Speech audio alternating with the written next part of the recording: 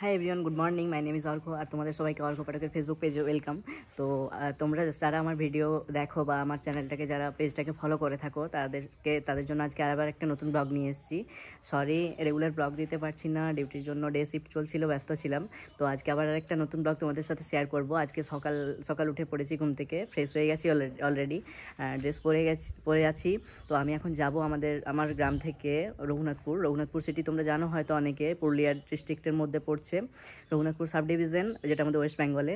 তো আমি সেখানে যাব, আমার কিছুগুলো কাজ আছে। সারাদিনে আমি কি করব আজকে তোমাদের সাথে শেয়ার করব। আর চারিদিকের আশপাশের পরিবেশ, নেচার কেমন, বসন্তকালে কীরকম পুরুলিয়ার নেচার দেখতে লাগে।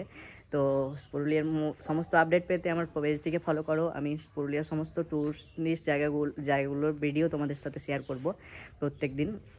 তো সবাই পেজটিকে যারা যারা ফলো করে রেখেছো অলরেডি তাদেরকে অসংখ্য ধন্যবাদ। আর যারা এখনও করনি পেজটাকে ফলো করে সাপোর্ট করো। আর ভিডিও ভালো লেগে থাকলে নিশ্চয়ই কমেন্ট করবে। তো চলো আজকে ভিডিওটা তোমাদের সাথে শেয়ার করছি, সারাদিন কী কী আপডেট, আমি কী কাজ করছি আজকে। তো আমি অলরেডি রেডি হয়ে গেছি, তো চলো ভিডিওটা স্টার্ট করছি। তো আমি অলরেডি গাড়ি স্টার্ট করে বেরিয়ে পড়েছি। এটা আমার বাড়ির মেন গেট। তো বাড়ির মেন গেট থেকে বার হয়ে আমি আমার গ্রামের মধ্য দিয়ে শিব ঠাকুরকে প্রণাম করে, শিব মন্দির, এটা আমাদের শিব মন্দিরে প্রণাম করে আমি আমার গ্রামের রাস্তা ধরে বেরিয়ে পড়েছি। দেখতেই পাচ্ছ গ্রামের প্রকৃতি কত সুন্দর। এটা হচ্ছে একটা পুকুর, মানে আমাদের যেখানে মাছ চাষ করা হয় সেরকম গ্রামের একটা পুকুর। গ্রামাঞ্চলের রোড দেখতেই পাচ্ছ, চারিদিকের আশপাশটা সবুজ ভর্তি, এত সুন্দর গাছপালা চারিদিকে। আমি এখন অলরেডি রঘুনাথপুরে পৌঁছে গেছি। রঘুনাথপুরের মধ্যে দিয়ে যাচ্ছি। এই বাঁ পাশে যেটা, এটা কৃষি বিশ্ববিদ্যালয় রঘুনাথপুর 1 নম্বর ব্লক, যেটা পার হয়ে গেলাম। ডান দিকে দেখতে পাচ্ছ এটা এইচপি পেট্রোল পাম্প। রঘুনাথপুরের মধ্যে এগুলো আর সব আছে। আর বাম পাশে রাস্তাটা দেখতে পাচ্ছ কত সুন্দর, চারিদিকে আশপাশটা সবুজে ভর্তি, দারুণ লাগছে। আর এটা আমাদের হচ্ছে ডিভিসি থেকে তৈরি করা, মানে স্টেট হাইওয়ে, ওয়েস্ট বেঙ্গলের স্টেট হাইওয়ে। তো এখান থেকে প্রকৃতির সৌন্দর্যটা এত সুন্দর লাগে। আর সকালবেলা বুঝতেই পারছো সূর্য আকাশে উদয় হচ্ছে, তো আশপাশটা দেখতে খুবই অসাধারণ লাগছিল, তাই ভিডিওটা তোমাদের সাথে শেয়ার করলাম। আর এই ব্রিজটা, যেটা ওভারব্রিজটা আছে, এটার নিচ দিয়ে আমাদের ডিভিসি থার্মাল পাওয়ার প্ল্যান্ট যেটা আছে, রঘুনাথপুর থার্মাল পাওয়ার প্ল্যান্ট, তার রেল লাইন যাচ্ছে নিচটা দিয়ে, সেটাও তোমাদেরকে দেখাবো আমি। এই নিচ দিয়ে যে লাইনটা যাচ্ছে এটা রঘুনাথপুর থার্মাল পাওয়ার প্ল্যান্টে পৌঁছাচ্ছে, মানে কয়লা দিয়ে যে বিদ্যুৎ উৎপন্ন করা হয় সেই পাওয়ার প্ল্যান্টে কয়লা নিয়ে যায় ট্রেনে, এই লাইনটা সেইখানেই যাচ্ছে অলরেডি। আর এখান থেকে তুমি দেখতে পাচ্ছ জলচন্ডী পাহাড়ে বিখ্যাত জলচন্ডী পাহাড়, হীরক রাজার দেশ। তোমরা সবাই হয়তো নাম শুনেছো গুগলে বা ইন্টারনেটে বা সোশ্যাল মিডিয়াতে। দারুণ লাগছিল দেখতে প্রকৃতিটা।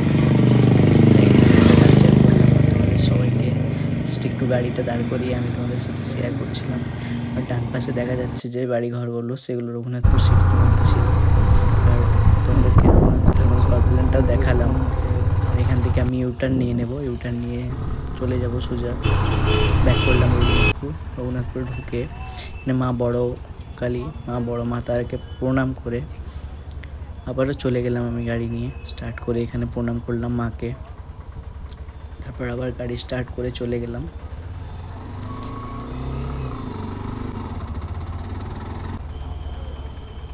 রঘুনাথপুর চক, ক্ষুদিরাম চক, এখানে ঠাকুমার জন্য কিছু ওষুধ নেওয়ার ছিল। তো এই দোকানটা হয়তো তোমরা সবাই জানো রঘুনাথপুর থেকে যারা বিলং করো, মেডি পয়েন্ট।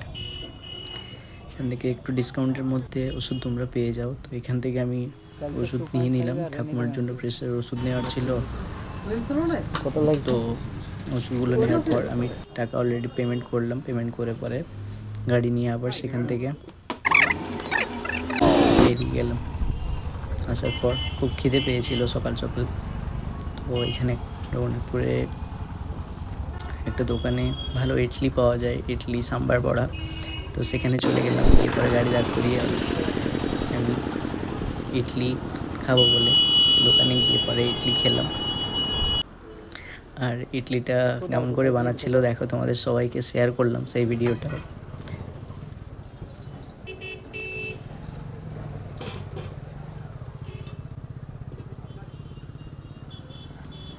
তো দেখতেই পাচ্ছ তোমরা, এটা হচ্ছে সাম্বার বড়া।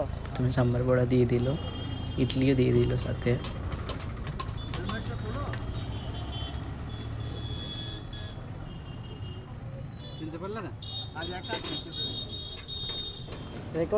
পাশেরটা একটা বাদাম দিয়ে তৈরি করা হয় বা বুট দিয়ে, সেটাও দিয়ে দিল। আর দেওয়ার পরে সেটাকে অলরেডি সার্ভ করলো আমাকে, দেখতেই পাচ্ছ তোমরা। ভালো লাগছিল, খেতেও ভালো লাগছিল। আমি সেটা ট্রাই করলাম, আর প্রচণ্ড খিদে পেয়েছিল। এখানে সত্যি ভালো পাওয়া যায় ইডলি বড়া, তো খেয়ে নিলাম। চলো খেয়ে নিই।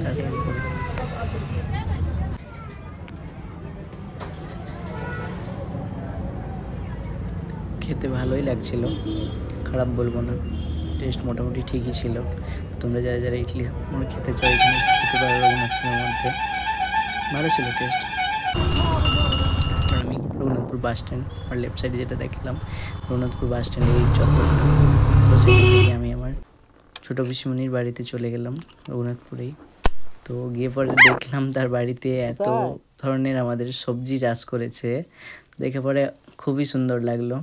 যে এখন আমরা তো প্রায় বাজারে গেলেই কীটনাশকযুক্ত সবজি খাই, তো এটা আমাদের বাড়িতে উইদাউট কোনো কীটনাশক প্রয়োগ করে সবজি চাষ করেছিলাম।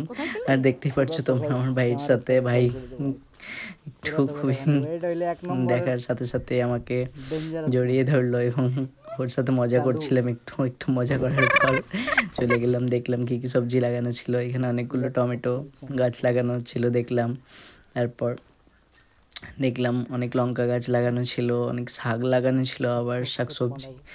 আবার এখানে অনেক দেখলাম বাঁধাকপিও প্রচুর লাগানো ছিল। আর চারিদিকে গ্রিনারিটা দেখতেই পারছো তোমরা, কত সুন্দর লাগছিল।